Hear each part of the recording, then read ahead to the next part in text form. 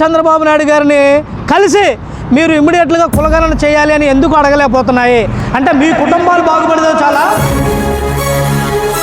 మీరు బాగుపడితే చాలా, మీరు కోట్ల ఆస్తులు సంపాదించుకుంటే చాలా, జాతి ప్రయోజనాలు మీకు అవసరం లేదా?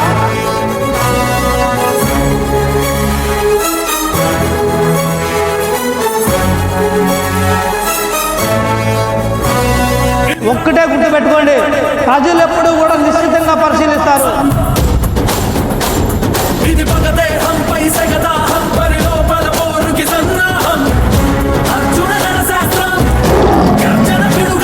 బీసీల్లో చైతన్యం నివ్వెరి గప్పిన నిప్పు. మీ సర్వేలు ఏట్లకి కూడా బీసీల పల్సు అందదు.